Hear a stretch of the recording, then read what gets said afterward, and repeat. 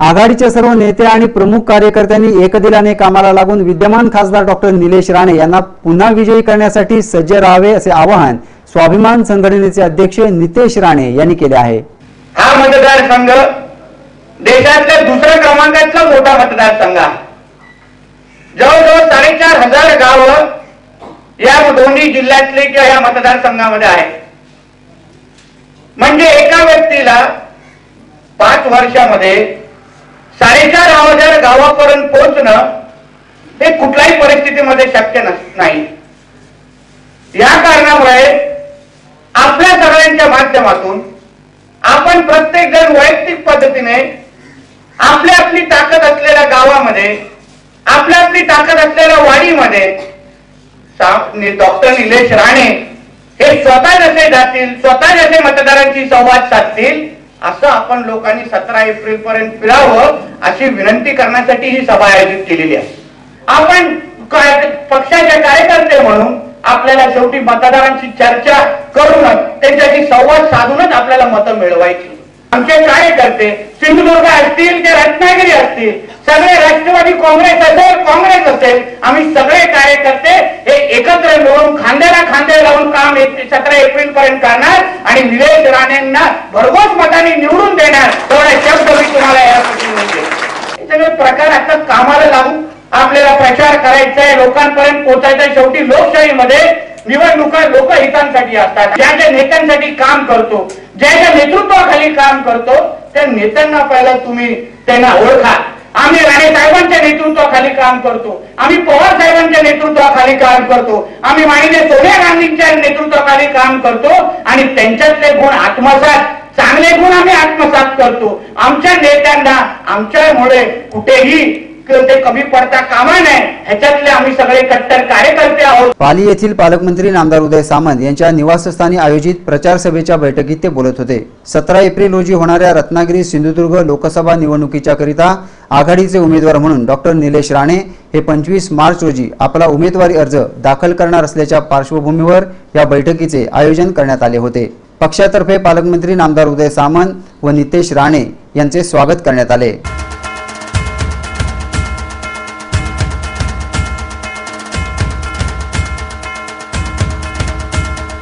या प्रसंगी आघाडीचे नेते व कार्यकर्ते मोठ्या संख्येने उपस्थित होते। पालकमंत्री नामदार उदय सामंत यांनी आपले विचार व्यक्त करताना आम्हाला जिंकायची सवय आहे आणि त्यांना पडायची सवय आहे असे सांगून अप्रत्यक्षपणे माजी आमदार बाळ माने यांचे नाव न घेता त्यांच्यावर टीका केली। काही लोकांनी काँग्रेस पक्षावर, राष्ट्रवादी काँग्रेस पक्षावर आणि वैयक्तिक माझ्यावर देखील तोंडसूक घेतलेला आहे। ज्याने माझ्यावर तोंडसूक घेतलं त्यांना जनता आता विसरलेली आहे, त्याच्यामुळे त्यांचं नाव घेऊन त्यांना मला मोठं करायचं नाही। पण काँग्रेस आणि राष्ट्रवादी काँग्रेस ज्यांनी जी टीका केलेली आहे त्यांनी सांगितले की राष्ट्रवादी काँग्रेस पक्ष आणि काँग्रेस पक्ष देशाला नेतृत्व देऊ शकत नाही। आमचे मोदी साहेब देशाला नेतृत्व देऊ शकतात असे रत्नागिरीतले काही नेते सांगत होते। त्यांना आता आपण जसं रात आढळेपणा म्हणतो तसा दिवसाचा देखील आढळेपणा आलेला आहे। त्याच्यामुळे त्यांच्यावर बोलायचं, त्यांना फार मोठं करायचं आणि ज्याला जनता विसरली, आम्हाला जिंकायची सवय आहे, त्याला पडायची सवय आहे। त्यांची पडण्याची पण हॅट्रिक झालेली आहे, मला आता विजयाची हॅट्रिक करायची आहे। राष्ट्रवादी तालुकाध्यक्ष राजेश सावंत, काँग्रेस तालुकाध्यक्ष नाना मयेकर, बंटी वंजू आदी नेत्यांनी आपले विचार व्यक्त करताना खासदार म्हणून डॉक्टर निलेश राणे यांनी केलेल्या कामाचे भरभरून कौतुक केले। आणि कार्यकर्त्यांची काळजी घेणं सुद्धा आम्हाला खासदार मिळाला आहे, याबद्दल आम्हाला स्वतःला गर्व आहे। जे वातावरण आघाडीमध्ये पाहिजे, राष्ट्रवादी काँग्रेस आणि काँग्रेसमध्ये एकत्रपणा पाहिजे, हा खासदारांनी या ठिकाणी ठेवला आहे।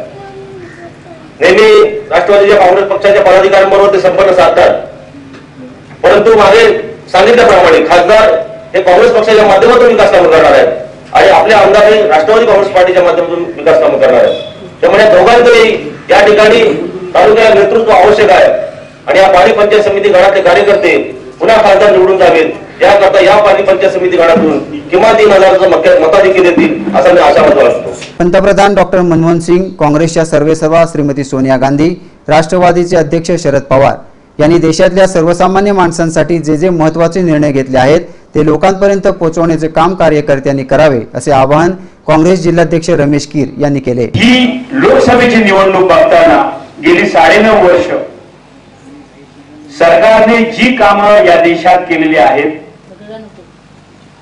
या देशातला गरीब माणूस समोर ठेवून लोक या सरकारने जे वेगवेगळे निर्णय घेतलेले आहेत, काँग्रेस पक्षाच्या अध्यक्षा सन्माननीय सोनियाजी गांधी, राष्ट्रवादीचे सर्वोच्च नेते आदरणीय शरदरावजी पवार, कृषी मंत्री मनमोहन सिंगजी, या सर्वांनी जे निर्णय घेतलेले आहेत ते या देशातल्या अत्यंत सामान्य माणूस, गरीब माणूस याला समोर ठेवून जे निर्णय घेतलेले आहेत ते लोकांपर्यंत आपल्याला न्यायचं सगळ्यात महत्वाचं काम आहे। या देशात आरटीआयचा नियम कोणी आणला, या देशात अन्न सुरक्षा कायदा कोणी आणला, या देशात सर्व शिक्षा अभियान कोणी आणलं, या देशातल्या गरीब माणसाची काळजी घेण्यासाठी, त्याच्या आरोग्याची काळजी घेण्यासाठी राजीव गांधी जीवनदायी योजना कोणी आणली, हे जे प्रश्न आहेत हे सर्वात महत्वाचे आहे।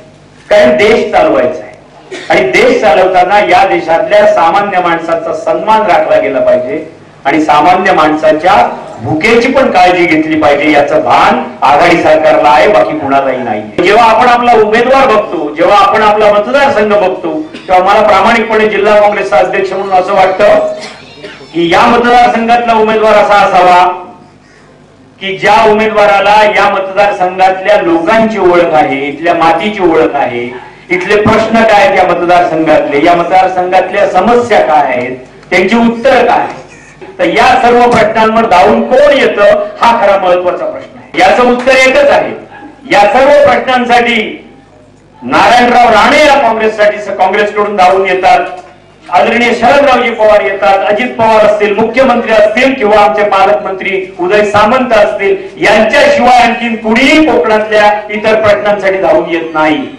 की तुमचे प्रश्न सोडवण्यासाठी काँग्रेस, राष्ट्रवादी काँग्रेसचे नेतेच फक्त प्रयत्नशील असतात, अन्य कुणीही नसतात। आणि आता पाहूया पालकमंत्री नामदार उदय सामंत यांनी केलेल्या शुद्ध शाकाहारी भाषणाचे चित्रीकरण। 17 तारखेला होणारी निवडणूक ही देशाची निवडणूक आहे आणि या देशाच्या निवडणुकीला सामोरं जात असताना आपल्या या मतदारसंघाला एक ऐतिहासिक पार्श्वभूमी आहे।